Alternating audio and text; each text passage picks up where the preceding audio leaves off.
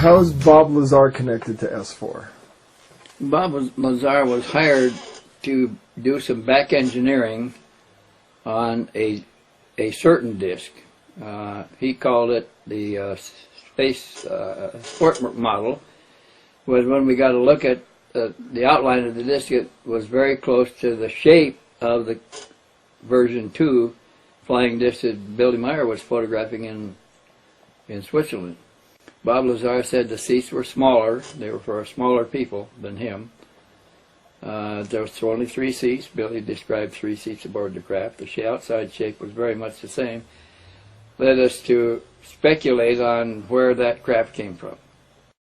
In 1988 and 89, a nuclear physicist and propulsion systems scientist named Bob Lazar got several months of hands-on experience working on a classified, top-secret engineering project for a covert branch of the U.S. military aerospace program. Lazar's work included examination of extraterrestrial spacecraft recovered relatively intact over the decades by Central Intelligence, Special Air Force and Navy operatives and personnel. After telling friend John Lear about his experiences within a secret lab inside Area 51, Lazar found himself at the end of a gun in the secret Nevada facility, and his job at S4 was terminated shortly thereafter. Fearing the worst, Lazar went public with his claims of working on UFOs for the government, and television investigative journalist George Knapp, now a Peabody Award winner, reported the story to the general public through KLAS-TV in Las Vegas. Did you meet Bob Lazar before Lazar went out to Area 51? Yeah, he was sitting right there. Goof-on, Gene was sitting right there. We were talking about UFOs. They took their tape, they did their measurements, and we talked more about UFOs, and Bob told us we were nuts. And that's when I first met him. How did the meeting go when George Knapp and his KLS-TV news director, when they came out to your house to meet with you and Bob Lazar? We sat right there. The other table was there. And Bob strolled out and just asked question after question after question after question. And because George Knapp wanted to do a series, and he needed Bob Stoldow's permission to go ahead. It was at that same meeting, Bob Stoldau said, go ahead and do it. Lazar and S4 became the object of intense scrutiny by UFO research investigators and reporters for the next several years, and his claims and evidence were presented by filmmaker and real estate appraiser Gene Huff in the film Excerpts from the Government Bible, The Bob Lazar Story. Many of the following statements by Lazar are from that film. Lazar says, in May of 1987, some scientists took an antimatter reactor to an underground blast facility on the Nevada test site to perform an experiment. Unfortunately for them, their experiment required them to cut the reactor open, which resulted in their deaths. I was hired, says Lazar, in December 1988 to replace one of these men. I worked in a number of scientific programs, some of which required top-secret and above-top-secret security clearances, of which the most easily verifiable is my 1980s job at the Los Alamos Mason Physics Facility in Los Alamos, New Mexico. While working at Los Alamos National Lab in 1982, the local newspaper did a front-page story on a jet car I had built. Coincidentally, Dr. Teller was giving a speech in Los Alamos that same day. We met and had a short chat about the jet car, and I later listened to his speech. I never met Dr. Teller again, but in 1988, when I decided to re-enter the scientific community,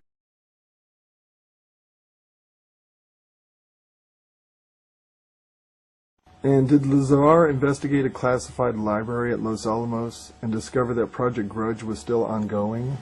I don't know whether he did or he gave the job to a friend of his, because there was 4 questions that needed answers to, and one was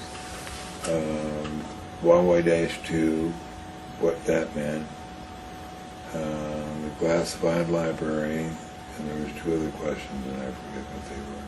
Dr. Teller responded by telephone and told me that he was no longer active, but just functioned in a consultant capacity. He gave me the name of a contact to call in Las Vegas. I made that call, and things progressed from there until I got into the program. I never got a chance to ask Dr. Teller if he remembered me from Los Alamos, so I don't know if that was a factor or not. Why did Lazar decide to try to get employed at Area 51? Because it gave enough information that he thought, maybe there is something to this. And how did Lazar get the job at Area 51? And please describe specifically the interview testing process that he went through. He called, and I thought I was there. He says I wasn't. I thought I was there when he called Dr. Teller. And Dr. Teller said, Bob, do you want to work in Livermore with me or out there in Las Vegas? And Bob said, I want to work at Area 51. And Dr. Teller said, let me see what I can do. And so the next phone call,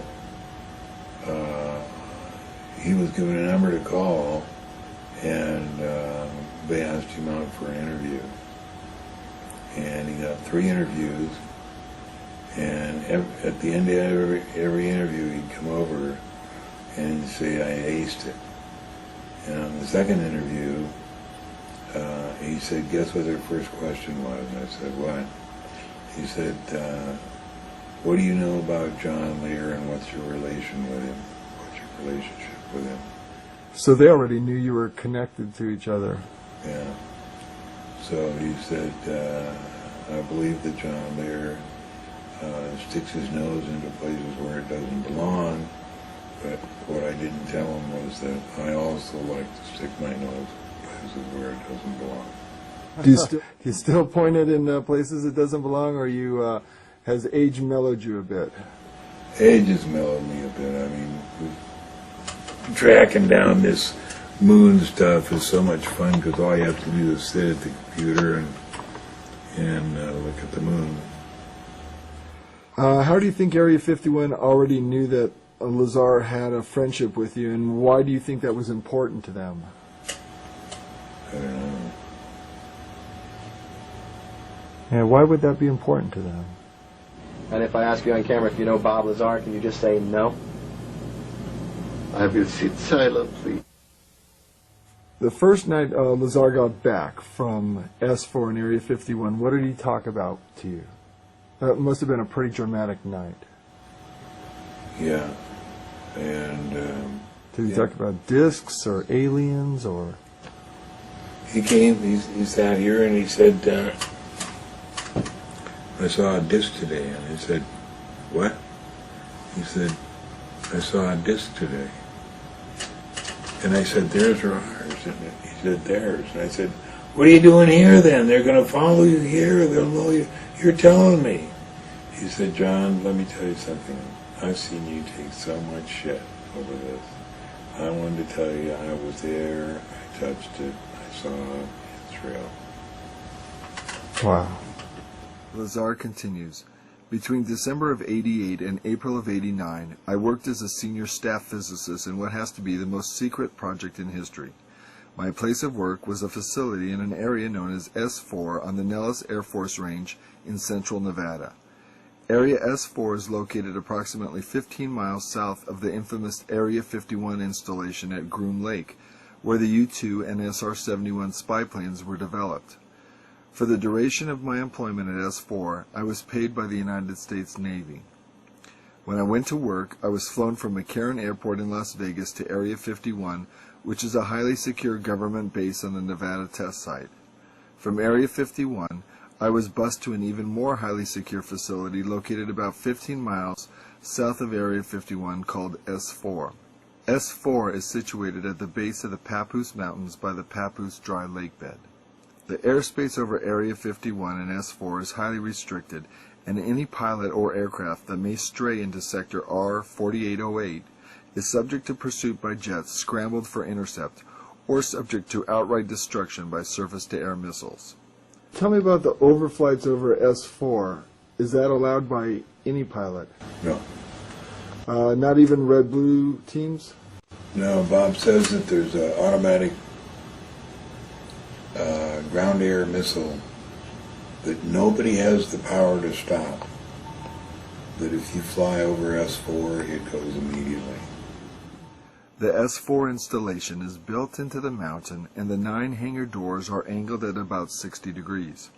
These doors are covered with a sand-textured coating to blend in with the sides of the mountain and the desert floor. The hangar was equipped with typical tools and extensive electronic equipment.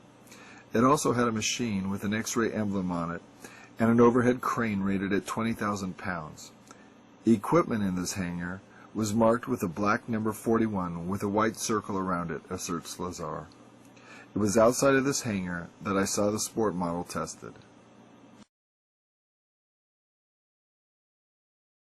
The program out at S4 consisted of 3 projects: Project Galileo, Project Sidekick, and Project Looking Glass.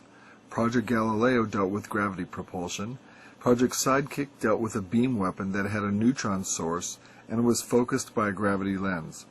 Project Looking Glass dealt with the physics of seeing back in time.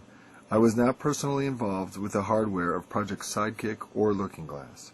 Regarding Project Looking Glass that Lazar was briefed on, what was Lazar's understanding about time and time compartmentalization?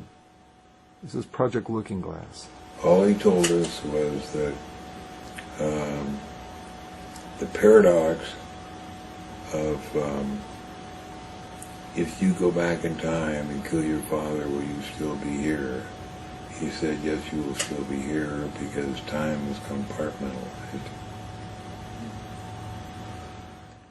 As part of my indoctrination into the program at S4, I would randomly be taken into a small room which contained a table, a chair, and 120 or so briefings in blue folders.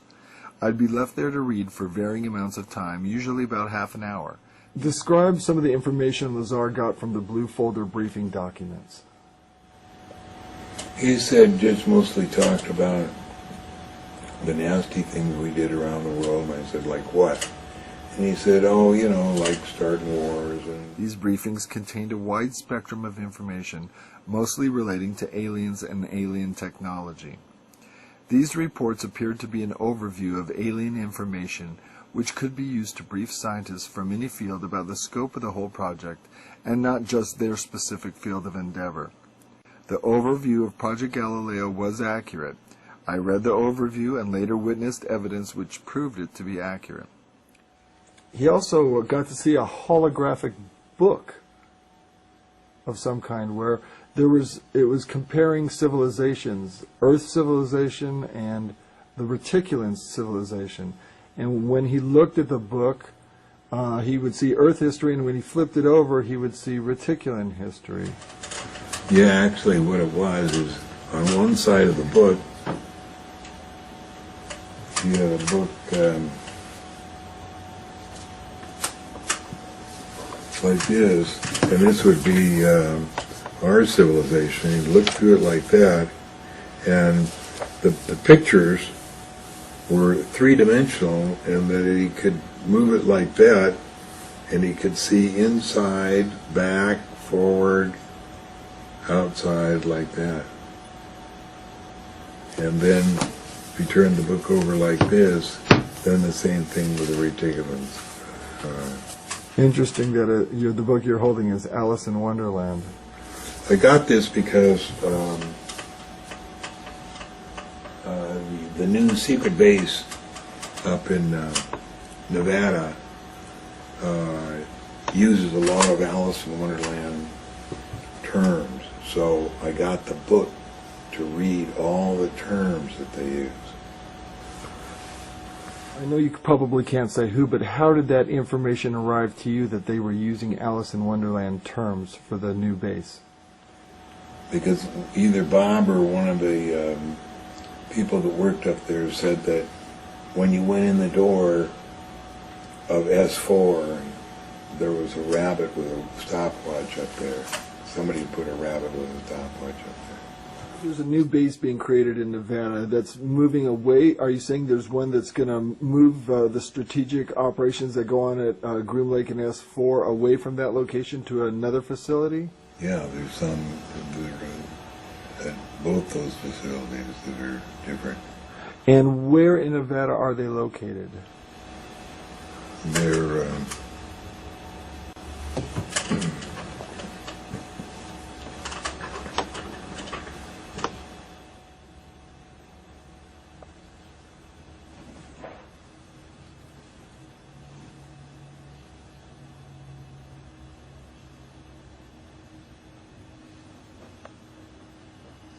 oh, here it is.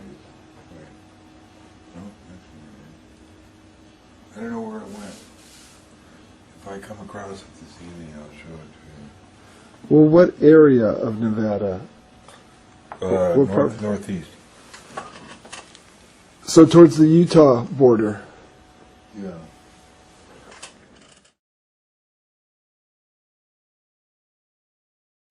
My job in this program was to be part of a back engineering team. Back engineering is the act of taking a finished product and tearing it apart to find out what makes it tick. The goal in this program was to see if the technology of the disk could be duplicated with Earth material. I had at least partial view of 9 different disks out at Area S4. Lazar describes the interior of the flying disc he nicknamed the Sport Model, in which he was allowed to go inside. I not only saw 2 of the 3 interior levels, but I also saw it fully functional in flight. And no, unfortunately, I didn't get to go for a ride in it. This particular disc appeared to be in excellent condition, and because of its sleek appearance, I nicknamed it the Sport Model. The Sport Model is about 16 feet tall and 40 feet in diameter. The exterior skin of the disc is metal, which is the color of unpolished stainless steel. The Sport Model sits on its belly when not energized. The hatch is located on the upper half of the disc, with just the bottom portion of the door wrapping around the center lip of the disc. The interior of the disc is divided into 3 levels. The lower level is where the 3 gravity amplifiers and amplifier guides are located. The gravity amplifiers of the disc can be focused independently, and they are pulsed. Well, describe the time Lazar had been inside the flying saucer for work, for the propulsion systems for element 115 for 2.5 hours, and when he came out, hardly any time had elapsed, and so Lazar had concluded the saucer was time shifted. Well, that's weird. I hadn't heard that time. I hadn't heard that story in years. I've forgotten that story, but I remember it now. I remember he did say that. 2.5 hours. Wow. God, it's been a long time since I heard that story. Is that accurate? Is that what he told you? Yeah. So what does that mean to you now that you're remembering that? I don't know. I just remember that before he went in, he had to pick up all his watches, rings, everything, bracelets.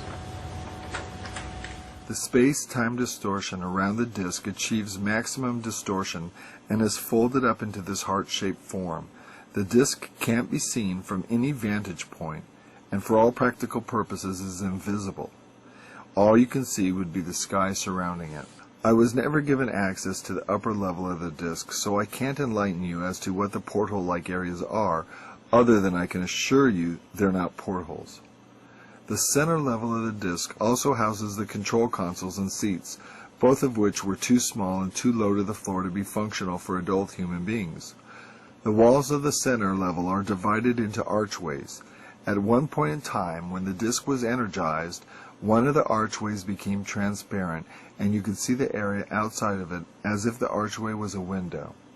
After the panel had been transparent for a while, a form of writing which was unlike any alphabetic, scientific, or mathematical symbols I have ever seen began to appear on the transparent archway, and I was never informed as to how all of this was achieved, not that any of that would have required alien technology. The reactor, explains Lazar, is located directly above the 3 gravity amplifiers on the center level and is, in fact, centered between them. The element 115 is machined into triangles and is then inserted into the reactor. This piece of element 115 is the source of the gravity A wave, as well as the target, which is bombarded with protons to release the antimatter.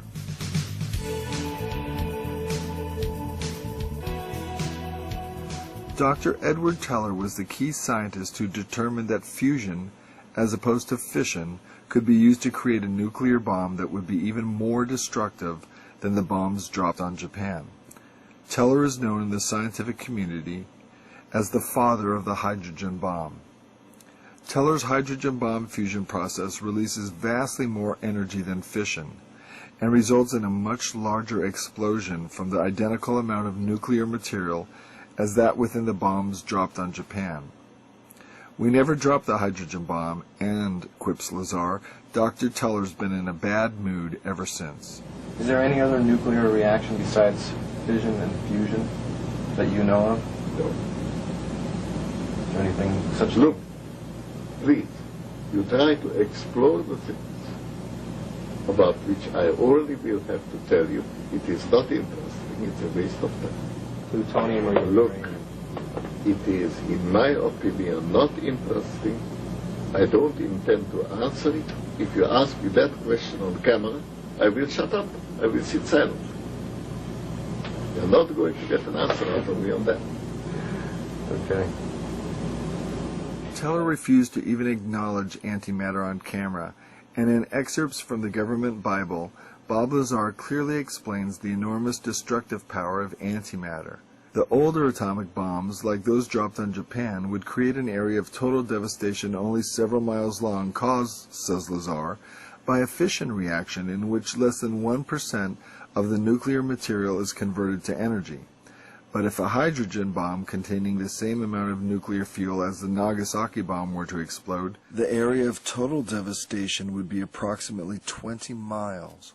Now, if a bomb was made with the same amount of nuclear material as the Nagasaki bomb, and that material was antimatter, when that bomb exploded in Baghdad, says Lazar as an example, the area of devastation would include parts of Africa, Europe, and Asia, with the exact area of total devastation being very difficult to calculate.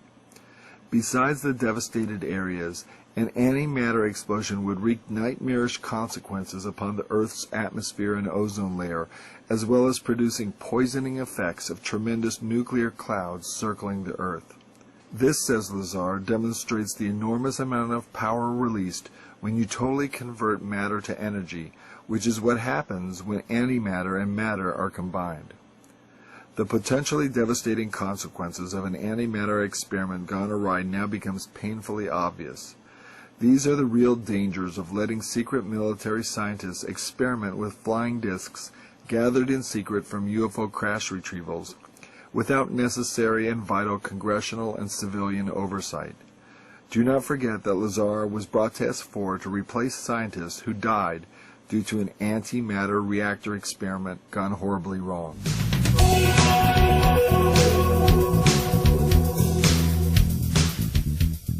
Says Lazar, there's a small segment of the United States government that makes scientific and technological judgments from a knowledge base that is not available to the general public.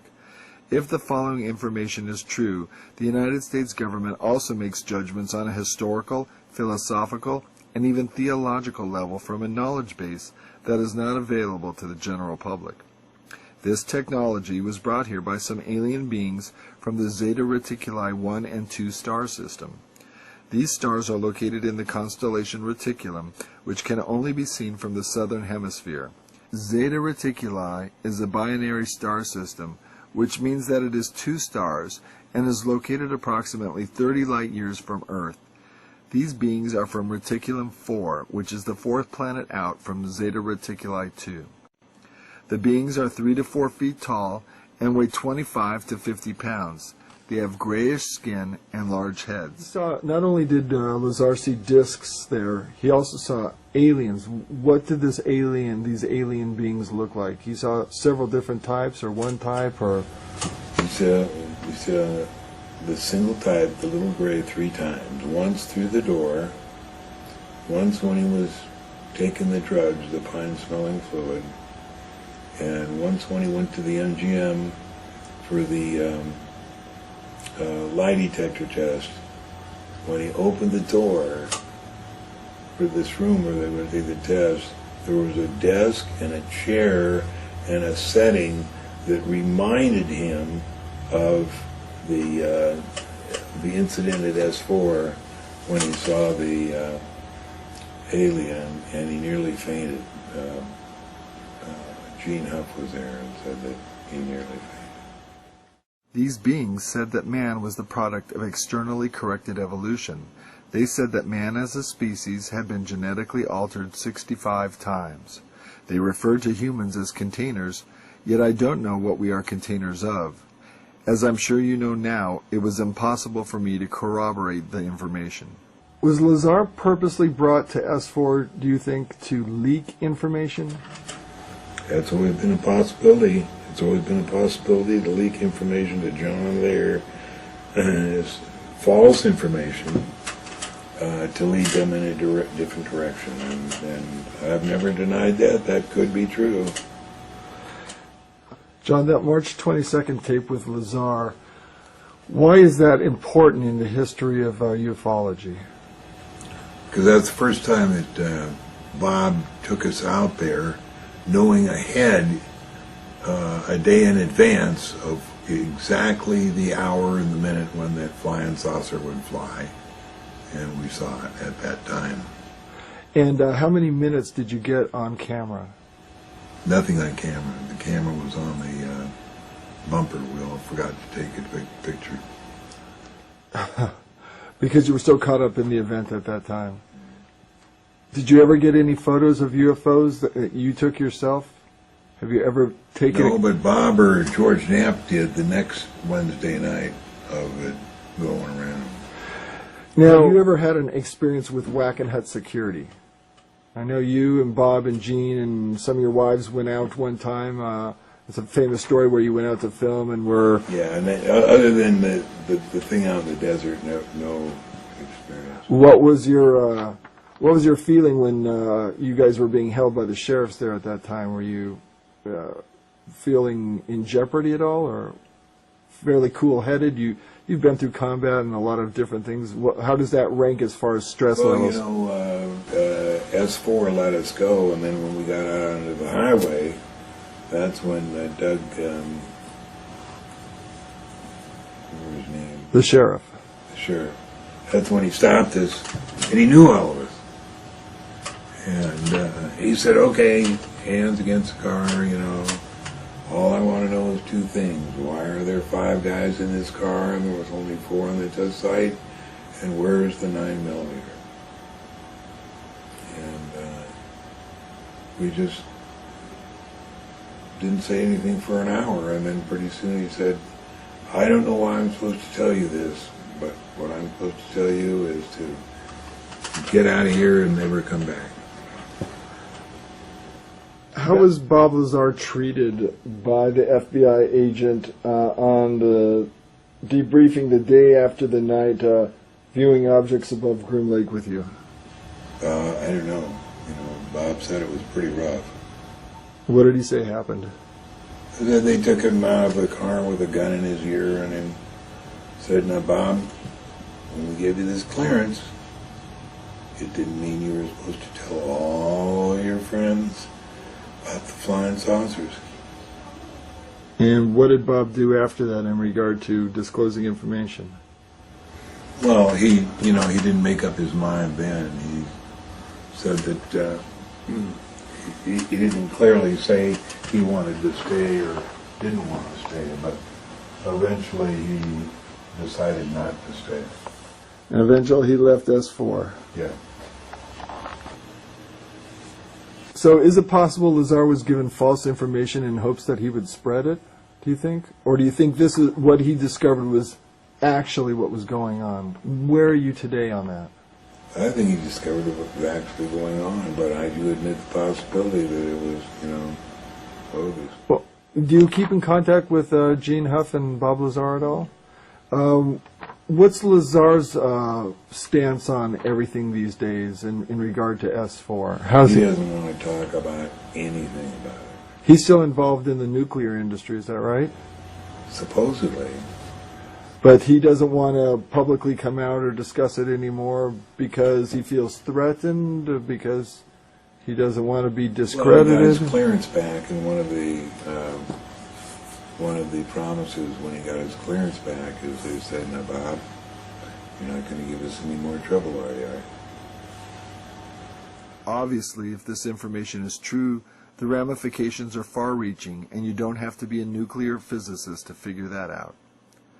Lazar summed up his feelings when stating, "The hardware and technology that I was exposed to should be placed in the proper hands of the scientific community, and it is the right of every person on Earth to know that there is physical evidence which proves that there is life elsewhere, and that at least one form of that life has been here."